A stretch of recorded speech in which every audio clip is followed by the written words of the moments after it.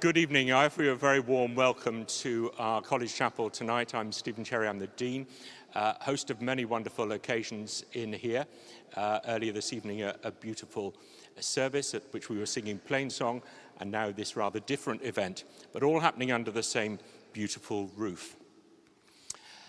I think the main housekeeping comment I want to make is about the use of mobile phones, or in particular cameras. This is going to be live streamed and recorded. And so flash is super discouraged, and anything else. If you would like to make a photograph this evening, could you do that in the very first minute or so when our guests are on the stage?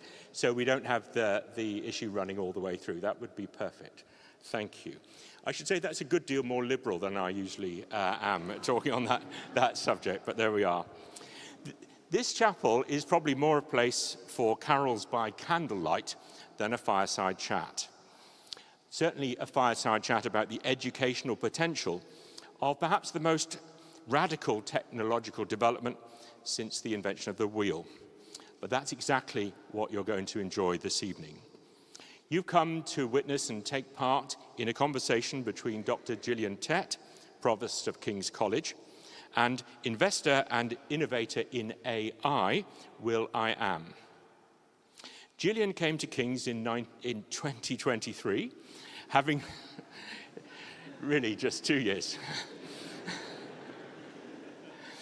Having been editor-at-large of the Financial Times in the United States.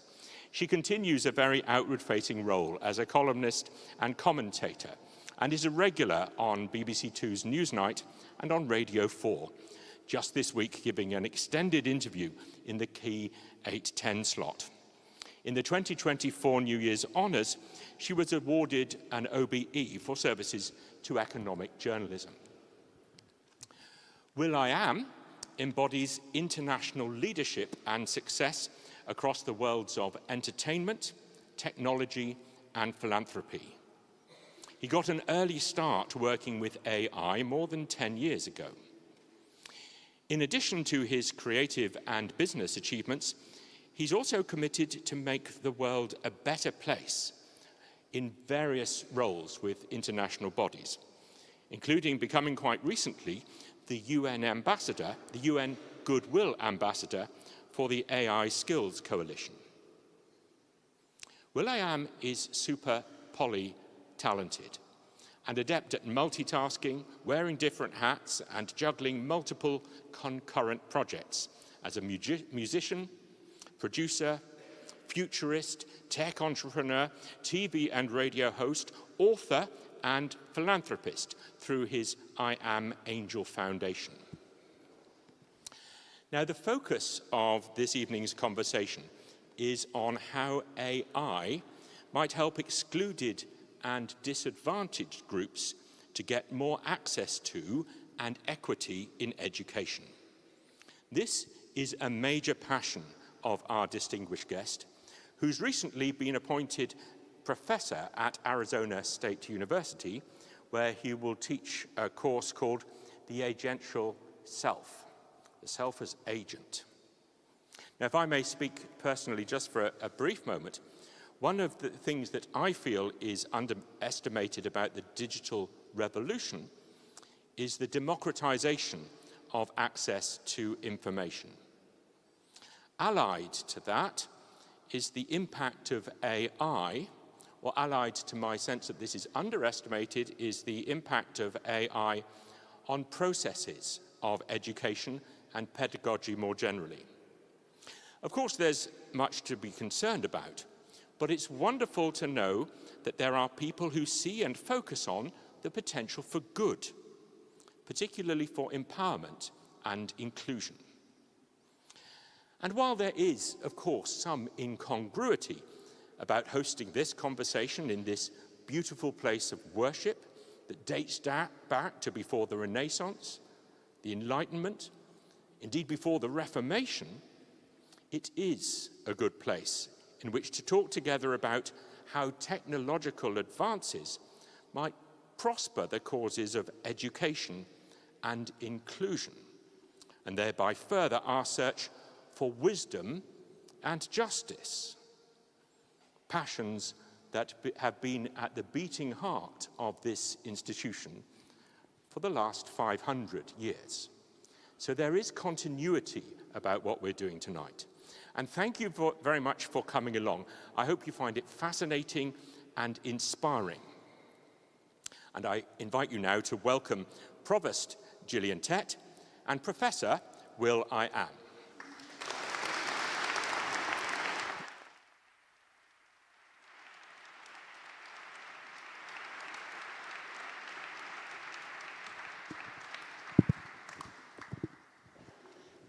Well, welcome to Professor Adams, I think officially is now your new title, or Will. Can I call you Will? Yeah, Will's fine.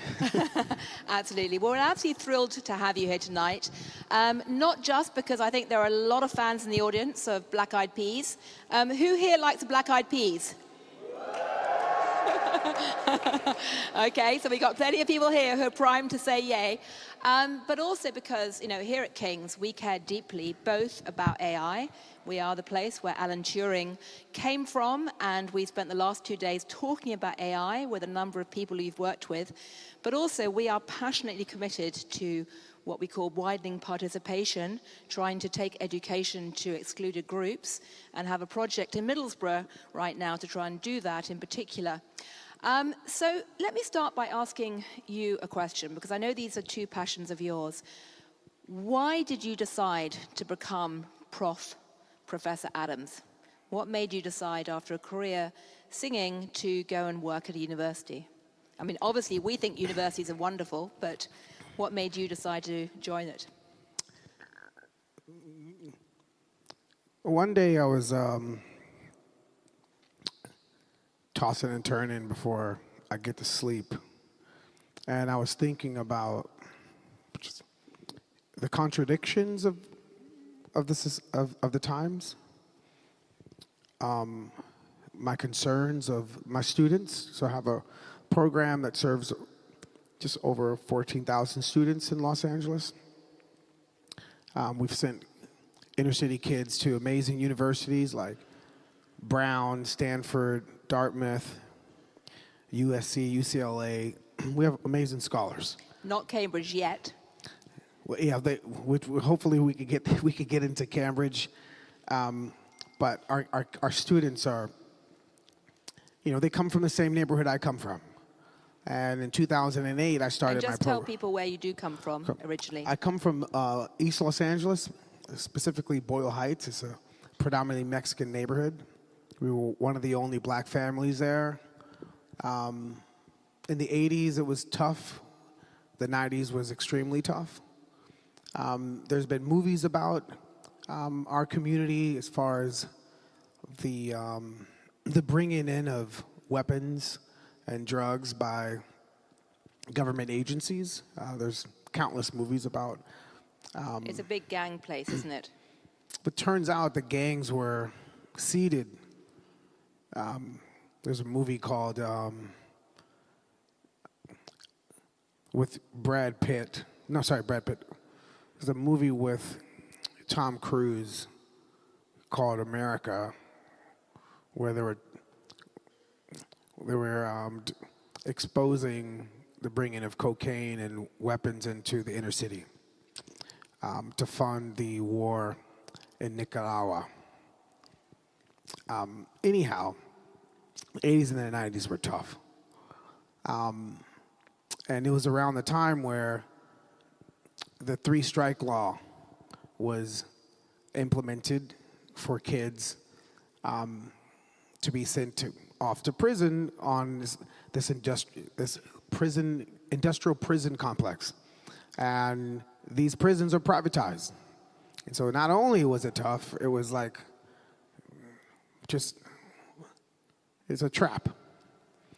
So anyhow, music was my Calvary. It saved my life. It kept me safe. It got you out of there as well, yeah.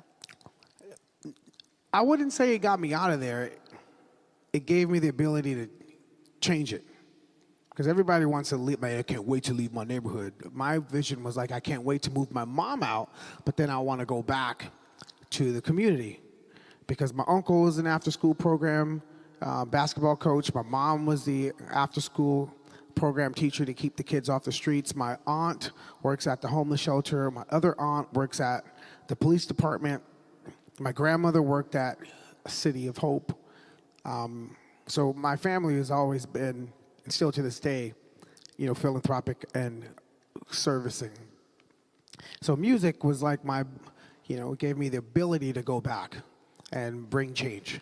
So I started with adopting a junior high school class and providing computer science skill sets to them, because I'm like, music is not the way out. Our product has been devalued. It's going to be super hard for you to do, what Lionel Richie was able to do, or Michael Jackson. I was lucky to, have a career where music was still being sold on some physical product. The moment it became digitized, the value of music dwindled, because there was a far much dominant distribution methodology and a dominant creation method. Like, you could just create instantly. You don't need the size of this room for this beautiful reverb. Like, I'm sitting here listening like, hey, that sounds fantastic. The acoustics here are amazing. You must come back and hear the choir sometime. Really, you can I'm compete like, with them. Holy moly, I could record the things I could record in this room. Be our guest. So I wanted to go back. And that 65 cohort of kids has grown to over 14,000 students. And now, the professorship, did I ever think that I would be doing that? Why do I want to do that? It's because now when kids graduate in 2030, say for example, you're going to school in 2026, you graduate in 2030, a lot of those jobs, maybe those jobs won't be there. Right? Companies are letting off folks at the thousands and replacing them with agents. So what do we do? What's the point of going to school? We're in a weird place. We've never really been here before. Yeah, it's printing press, you could say 1449, it's some version of this. Not like this. The book didn't talk in 1500, in 1600. You still had to read it. These books is talking, reasoning, and and their book is replacing people and their passion, their point of interest.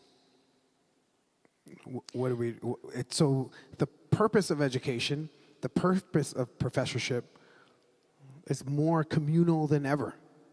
It's more purposeful and collaborative and to solve problems than ever. It's not just like, we about to make some money. Nope. Can't be that, because the machine will do that better. It will outlogic us. It would understand the algorithm more than we will understand the algorithm that we all are, for some reason, hopped on. So what's the purpose now of humanity? It's to be more human, have more empathy, more collaborative. Aiming your neural network, it only takes 12 watts of power to power it. Meanwhile, the machine takes crazy amounts of power. The power efficiency ratio to us versus that, so we need to use this to be more human than we've ever been.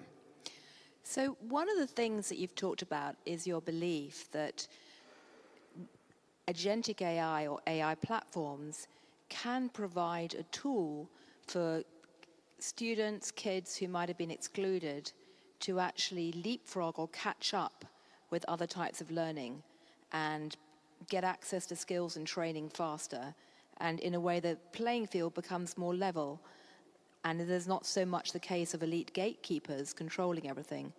Do you want to talk about that? I think about that, but from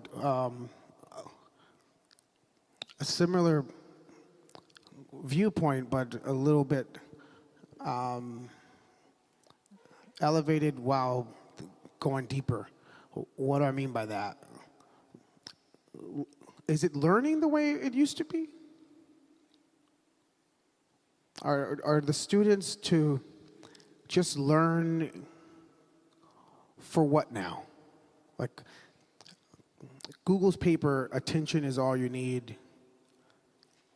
That was a paper that Google released, I think, 2 years ago. So in 2017, Google released a paper called "Attention is All You Need," and from that paper, it's a transformer paper, which is T in GPT. The key word for me in that paper is you. Who are the you that they're referring to, and attention of what? And when I look at that paper and I apply it to like what is my purpose, and intentions is all we need. The key word is we and intentions. Because if it's just you and attention to keep us glued to some screen while the algorithm just keeps us addicted to the algorithm for business as usual, maybe that recipe is not best for society. Which means intentions, good intentions is all we need to ensure that the machine is under our thumb, not the other way around. So when it comes to learning, you're learning, there's been millions, billions of people that have learned, but for some reason, people are still on the other end of some inhumane business practice. There's still folks that are living in horrible conditions when there's enough for everyone to have some version of peace, some version of like a balanced society. Like the global south is still not developed the way it should, but all the resources are there. You know, so I think purpose now, and like I said, empathy, learning from that viewpoint at its core, which someone asked, in this agentic AI space that we're in, which ism is it governed by? Capitalism, communism, socialism? I think humanism, which is, why shouldn't it be? Because capitalism, although it has its benefits, it also has its like, damn, they brought drugs into my neighborhood? A lot of my friends are in prison for selling a drug that was illegal then but legal now, and now that they've gotten out after serving 20 years, they can't sell medical marijuana? That's weird. So humanism is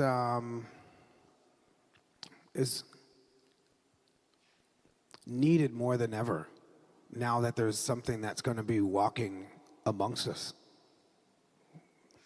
rocking amongst us, making music. You seen this AI music stuff? Psh, I don't even know if I want to make music like that anymore. do you think that the AI bots can make music as well as you? So let's break that down.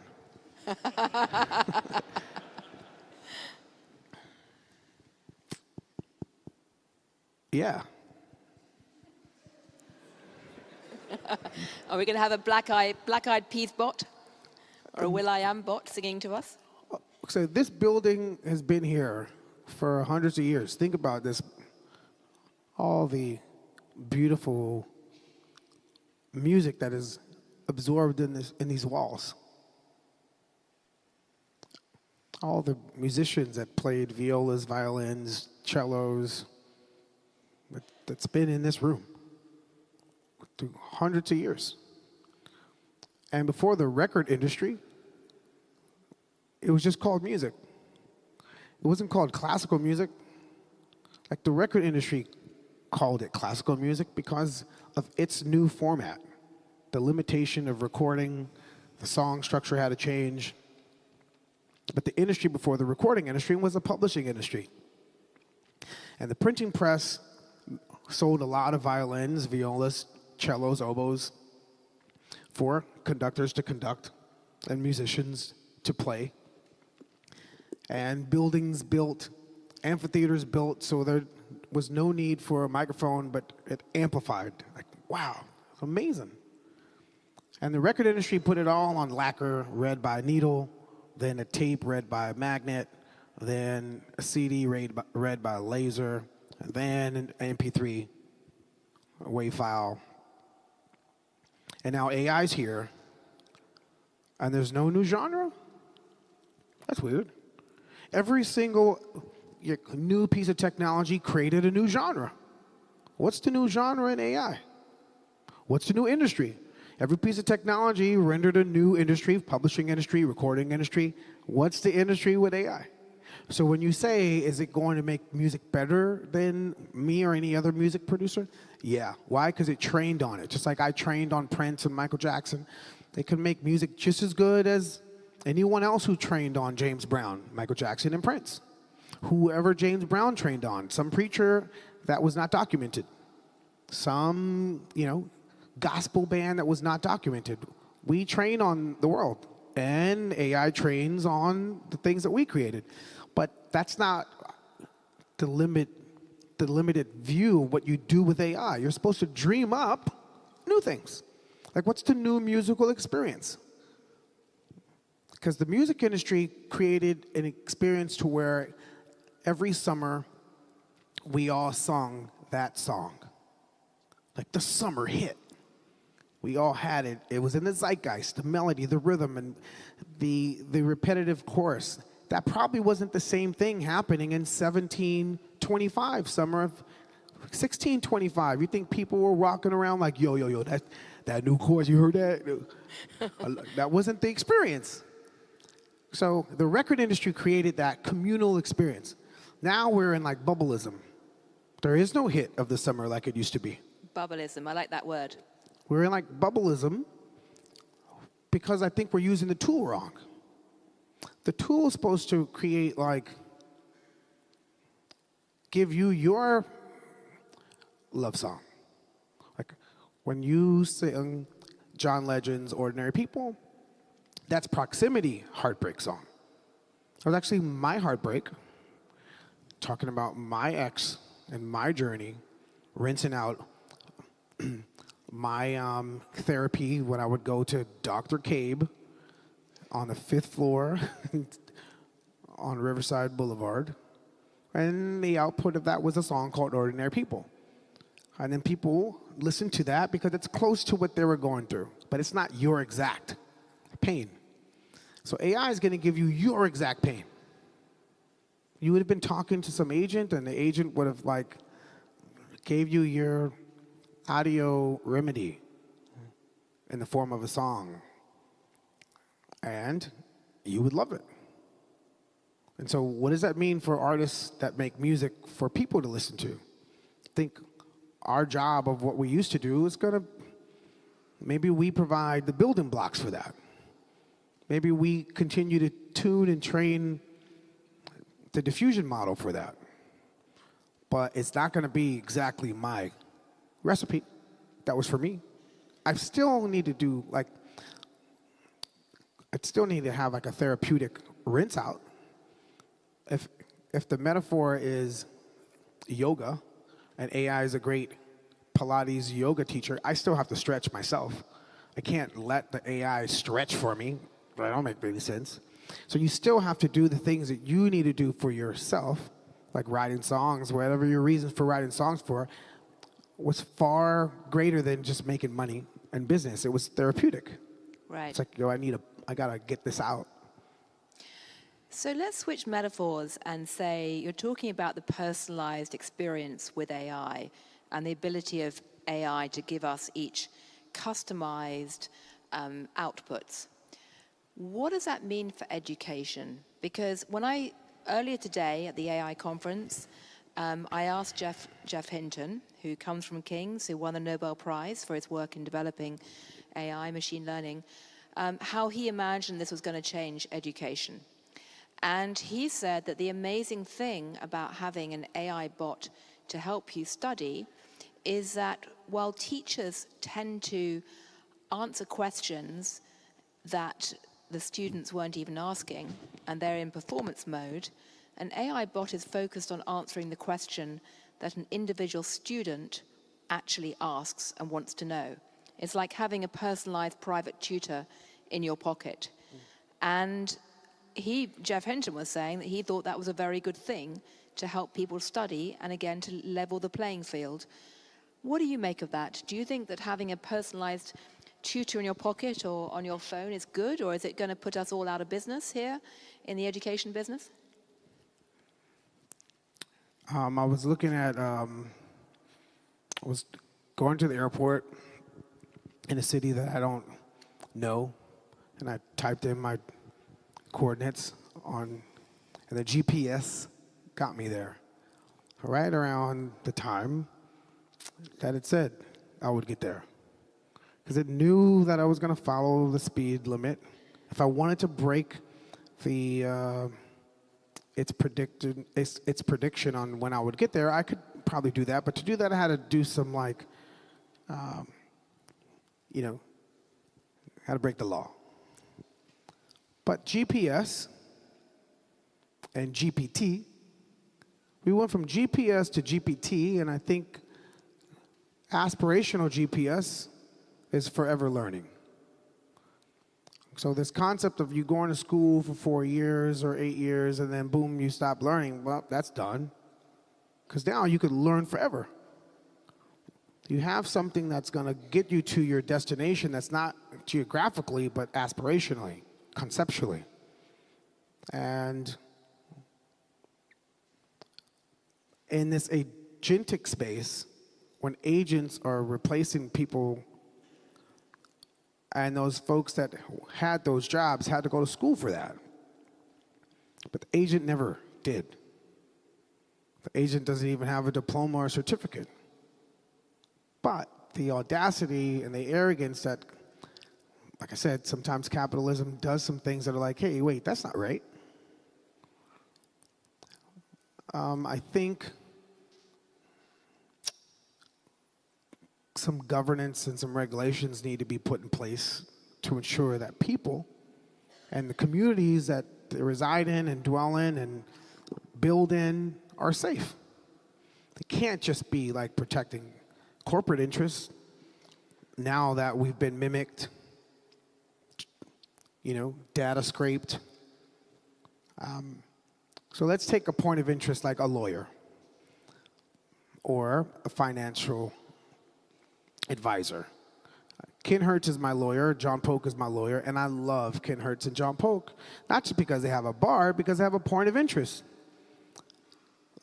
that matches their point of view. Like Ken Hertz's heart representing me aligns with the things I believe in. And I know if he can't get me on the phone and there's something that he needs to support me on, we align. The same is now for an agent. A corporate agent, what's its lived experience? And if it does have a lived experience, what human did it scrape? I own my songs. Do I own my point of view? Well, no, not if AI is scraping it. But it's all there. My point of view is aggregated in the searches and my DMs and my cookies and my spell check, my pictures, where I've been. We're all scraped. You could be botified. Have right? you been botified? We all have. Has anyone created a will.i.am bot yet? I mean, I've probably been botified more than you guys. But yeah, if you think about it like, okay, my thumbprint's mine, my blood is mine, my digestive system's mine. I love my mom. If my mom had bubble guts, and she's like, Willie, oh, my stomach is killing me. I need to borrow your digestive system. Handle this for me. I couldn't do it.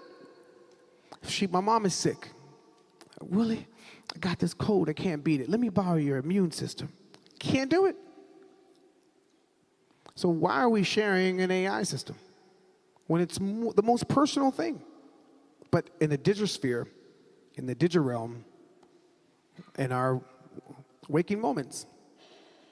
So my course, Agentic Self, is to marry your POI with your POV. Sorry, say, what is a POI? So your point of interest, you're going to Right. school when you have a point of interest. Your point of view was never really captured in something. It's just only captured in your mind. And you execute it when you go out there in the workplace. But your point of view is super important. Right? It's what differentiates what was taught versus what is practiced, that point of view.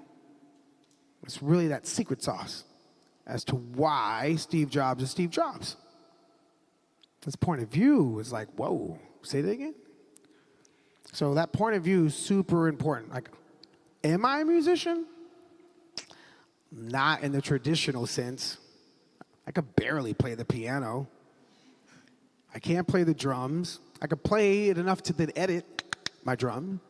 I can't play the guitar. Do I sing like the singers that are on The Voice? Nope. So why do I have a career? Oh, my point of view. That's right. My point of view is heavier. My point of interest, I'm interested in music, but my point of view really balances off the fact that I'm kind of average musically. Out of all the folks in your choir, the musicians,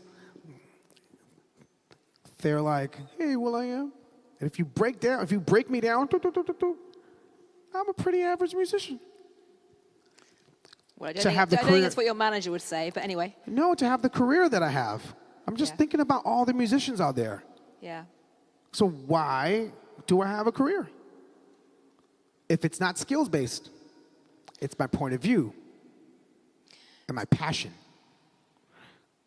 AI is skills-based. We're assuming that skills alone is what humans want. That ain't it. Whoever thought that is only coming from money. They're forgetting the heart. It's all capitalism. Like, they're not thinking. They've reduced us. They've reduced us so much that they say that AI is smarter than us. We only use, what's the percentage of the mind capacity we make? Look at this building here. Was there AI and freaking machines that make this? This was before humans are calculators. freaking amazing, and we aren't even using the full capacity of humanity yet, our minds. It only takes 12 watts of power to power this thing. How dare they say that AI is smarter than us? We haven't even freaking like super powered up yet. Well, Jeff Hinton today said he thought it probably was smarter in a number of ways, but are you trying to teach the students you're working with how to unleash their passions, their point of view, with agents, or in spite of agents, or to use AI skills to work out what their passions are better? So the agentic self, the key word there is self. And that is, who are you? Like, having self-awareness is super important. Like, I don't mind saying the obvious in reality. Like, I'm okay. I'm not even that dope of a musician.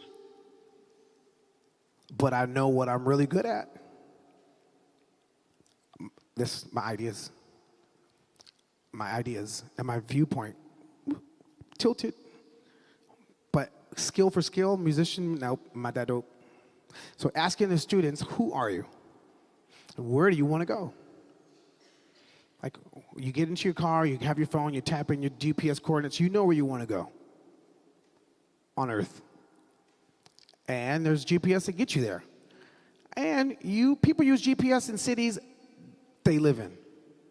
Just to give like a snapshot of what traffic report is. They got you. You're just a node in the traffic report, but you think you're doing it to know like the traffic conditions. No. They got you. Because the GPS is not even giving you all of the options.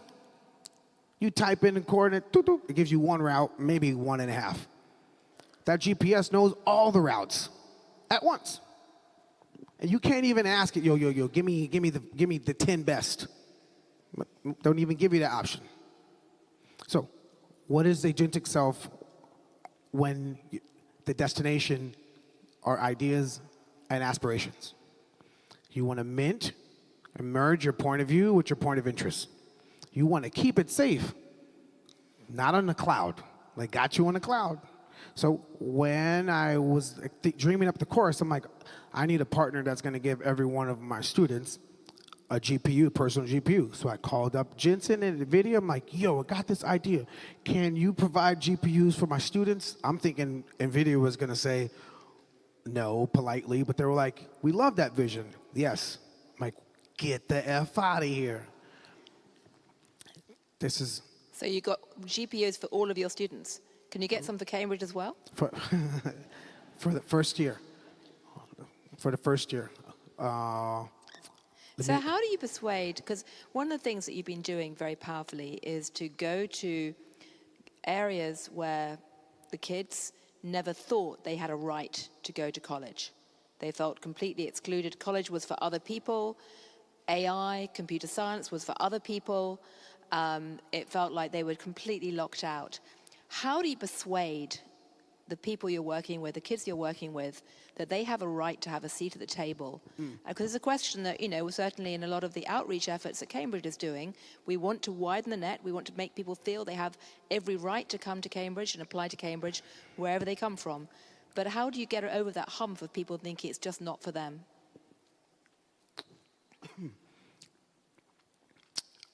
For my first cohort, it was like an honest truth. And you have to do that very delicately. You don't want to tell them the truth and then you have a whole bunch of pissed off people. You want to tell them the truth of the conditions and how we were set up. And you want to inspire them to apply themselves after you tell them this truth.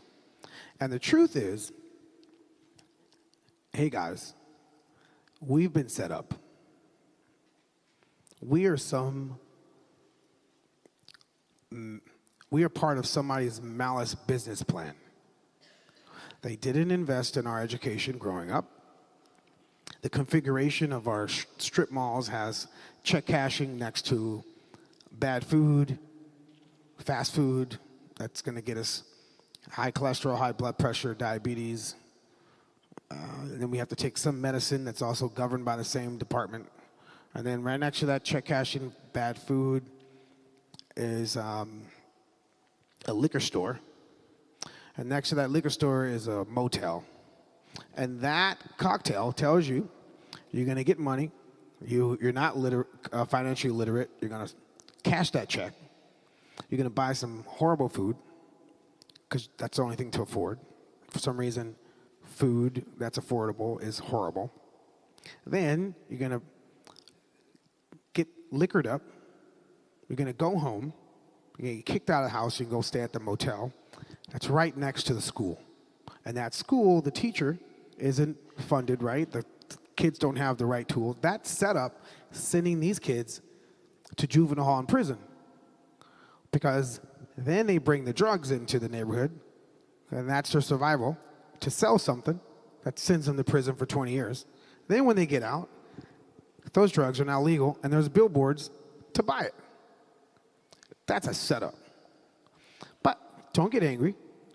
Let's combat business with the business. Apply yourself. Here's some skill sets.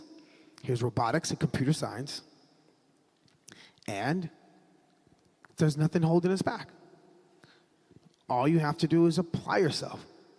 Here's this robotics program that's like football. You compete, but the skill set you're going to get, you're going to be able to apply in an industry. When we started this in 2010, we weren't in this, highly technical realm that we're in. So that was just my gut. My gut was like, let's go down this path. And those 65 students spread the word. I didn't have to say that the second year and the third year. and the fourth year and the fifth year. The kids. You had the kids queuing up for your robotics courses. Yeah. Well, the kids started spreading that truth, but they spread it in a delicate way. It wasn't a revolt. It wasn't a like, let's take to the streets. Let's take to ourselves. Let's organize and apply and discipline ourselves and dedicate ourselves to this field. And I'll bring mentors to the kids, like from Boeing and NASA, and we'll have programs and activities for them if their grades go up. And we've had some amazing results. So I salute the kids, because you're asking the kids to sign up to be bullied, because at the time it wasn't cool to do that stuff. You know, if you come from a neighborhood, robotics and computer science was not cool in 2010, 11, 12, 13, 14, 15, 16. It's still kind of not cool right now, by the way. Yeah. But you've made it with 14,000 kids having gone through these courses. That is pretty impressive. It really is. I think there's a lot of lessons that people can learn from what you've done. But it's delicate, right? Yeah. It's a delicate thing, because at the same time, it's people's life decisions. And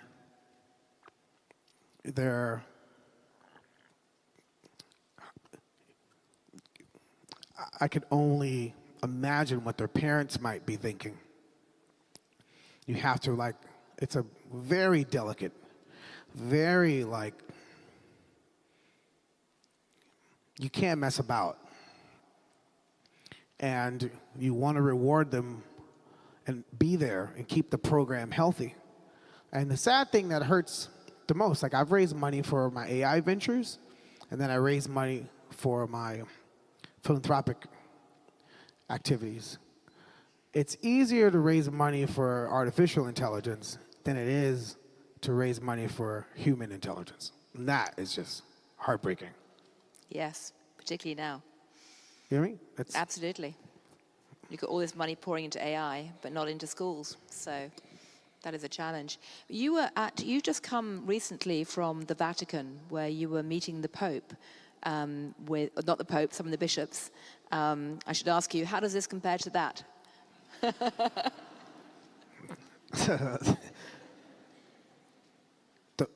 This is my third year going to the Vatican for their AI discussions. It's called the Minerva Dialogues. The Minerva Dialogues. That's the ones that the Vatican has started, to the Vatican's credit, to talk about AI and social responsibility. Are they useful? I mean, does a Pope have a view on AI? Is there a Pope bot out there? So when I got invited the first year, so I grew up apostolic. I grew up in the church. I can't say words like lie. I can't curse. My mom calls me, I have to say yes, ma'am. Super, women-dominated household. Good. And growing up, if I had to say, it has everything to do with the Vatican. Growing up, if I'm like, Ma, Carl was lying. What did you say? I'm sorry, Carl was telling stories. And so as I got older, I was like, Ma, why don't you have us not say lie, but say telling stories? She's because telling stories is creative. And you could have a business telling stories. If you have a business telling lies, that's not the business you want to be in. So being in the Vatican,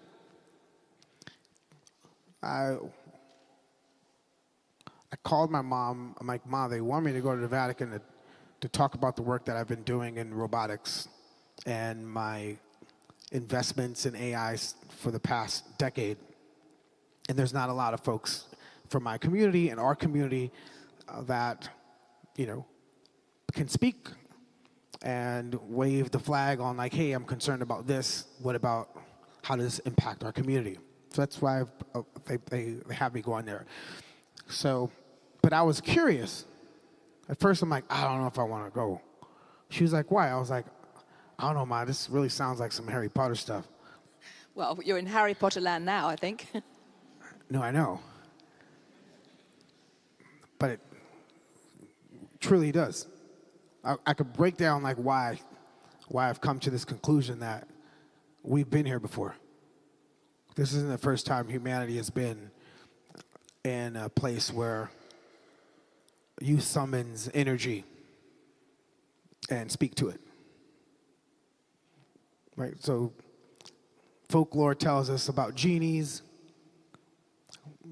out of lamps around times where there were advanced mathematicians that created advancements with algebra, or a guy by the name of Al-Jabbar, or claimed Al-Jabbar. In the Middle East, where genies were, theorized to be around. There's words like Bismillah to ward off bad spirits. A spirit is an energy, or a spirit is a drink, and a drink is a gin. I don't know. I think it's all too like. There's got to be a song in there somewhere. No, enough consumption of spirits changes your spirit, allows energy to enter, or spirits, or gin and gins. I just don't think this is the first time we're here.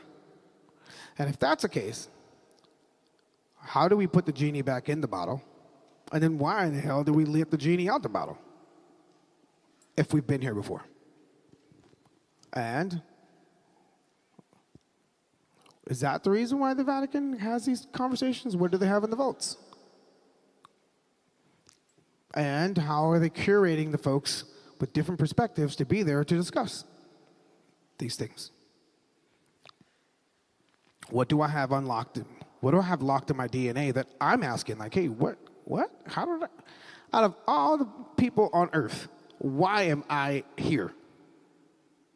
And as I walk through this building, I'm like, what is that smell? It's stone here? Wow, it's history in this piece.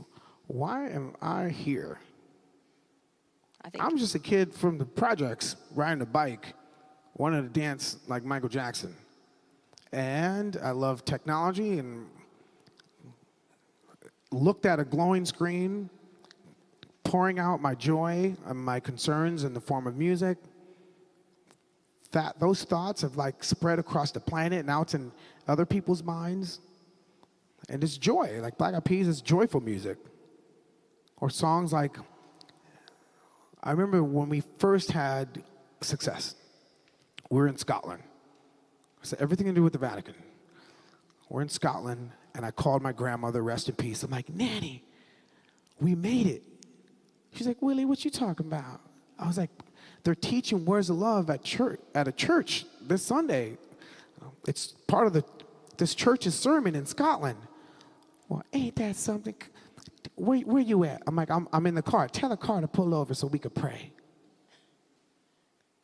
Go over by that church. So I went outside the car, stood in front of with my grandma and prayed. And her prayer was, I know it by heart. And so for me to be here and not say that prayer, she had said, Lord, we come before you as humble as we know how. We ask you to forgive us of sins of omission, sins of commission, things you told us to do that we failed to do, things you told us not to do that we've done anyway. You know us better than we know ourselves. We ask you to protect us from the crown of our head and to the sole of our feet, and clear all paths to deter us from our destination. Satan, we rebuke you in Jesus' name. You cannot pass here. And then from that prayer, you go and you start talking about the things that you want to accomplish. That prayer is like your launch to identify, like, oh yeah, I'm about to get on this plane. I'm about to do this. I'm about to set this forth. So I prayed and prayed every single initiative that I try to do. That I say that prayer, and then poof, my path is cleared. And so then I'm like, met other people that have some other type of practice. This girl by the name of Varshini from India. We shared my prayer to her. She was like, there is a deity named Ganesh. He clears the obstacles. I'm going to give you a statue of Ganesh. About obstacle clearing. So when I was at the Vatican, the first year I couldn't sleep. The weekend I was there, it's just too much information that can spark anxiety. So I'll say that prayer. It's hard to imagine you getting nervous. Nervous, anxiety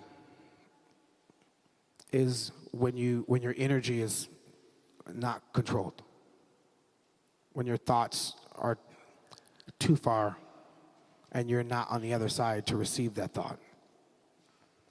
So my grandma would say, like, pray to your future self and your past self. Your future self is going to receive that thought that's causing your anxiety right now. So aim it at your future self on the other side to receive that thought. Right? Because in the quantum realm and the double slit experiment, a wave is a particle depending on if you're monitoring it. So when you pray to your future self, you're monitoring that version of self to receive whatever energy you have. My grandma, she's the bomb.com / what's up? Anyhow. Have you taught your grandma how to use agentic AI yet?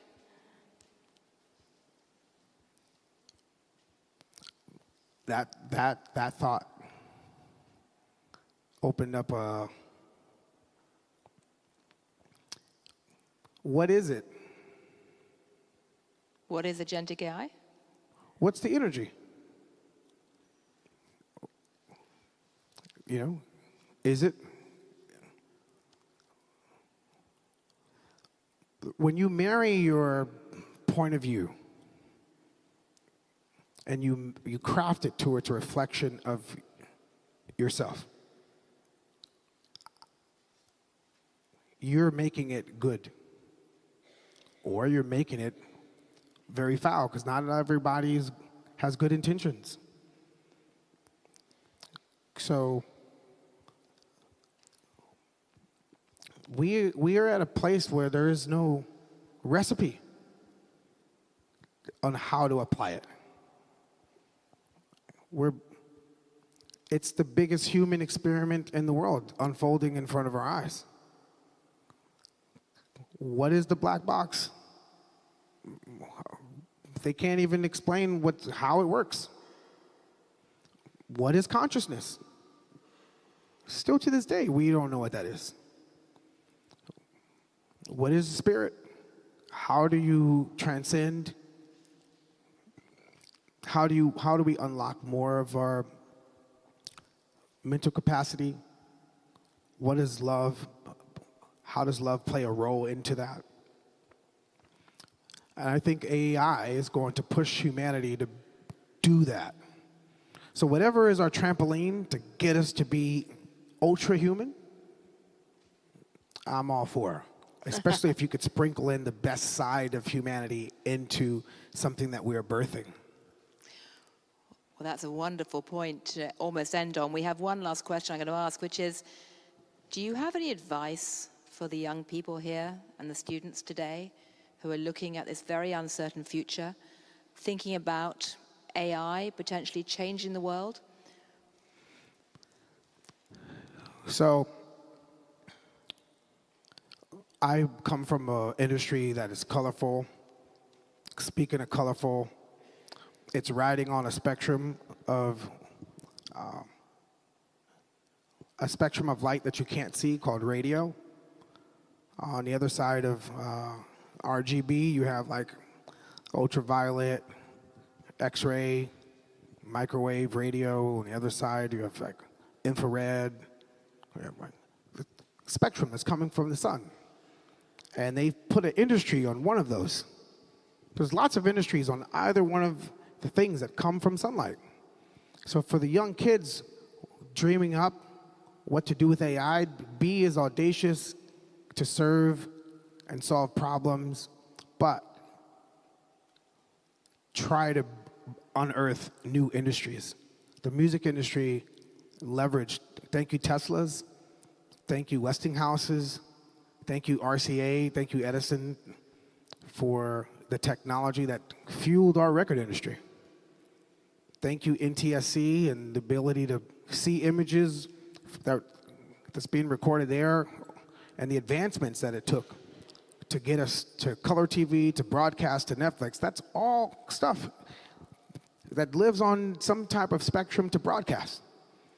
The BBC, EE, spectrum. So what do you do with AI? And how is it going to help people? How is it going to serve and be good? When they say AI for good, you cannot say AI for good and then have like bad data practices. AI will never be good with poor data practices that are inhumane, that undermine our civil liberties, our democracies. So the folks, the kids, the students have a heart, challenge the status quo on data practice so that you could create awesome industries around the solutions that you bring to problems that have been ignored. Well, I can say from the perspective of Kings, the idea of having a heart, challenging the status quo, trying to bring good in the world, and trying to bring collaboration is something which I think is very deeply enshrined in our DNA. So on behalf of all of us, you didn't quite answer whether we are as impressive as the Vatican, but we are. Here. Yeah. This ceiling is like, I've never seen anything like this before. That's the reason why when I sat here, I was like, what is this? Whoever designed this, they were tossing and turning, couldn't sleep. If they could get 5 hours of sleep, they got 4 hours because they wanted to rush back here and put it on paper. And then the years that it took, they passed on that same energy for folks to like, this is collaboration. This is the marriage of art and science. Like, this is what it looks like. So yes, this is just as impressive than what's going on in the Vatican. So we are up there with the Vatican. Yay!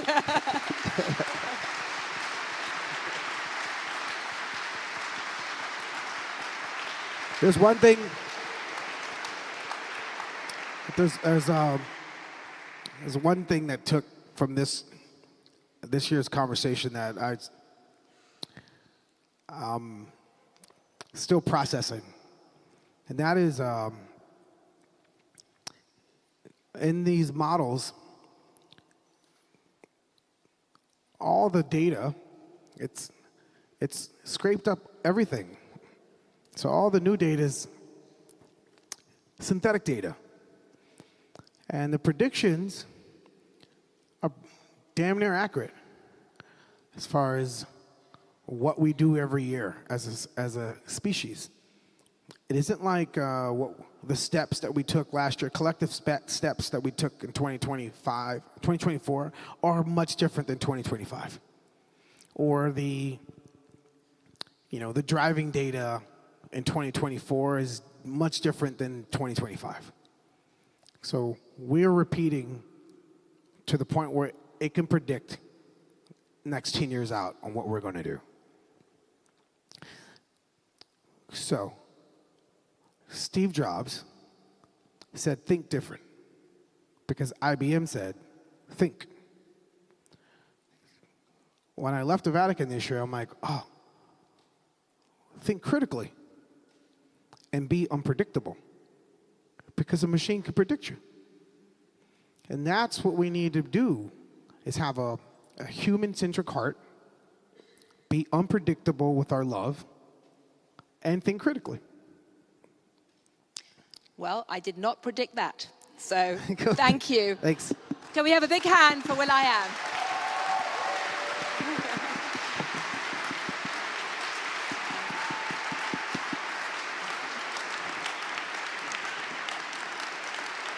I'll see you in a moment, so you're going back the way, yeah.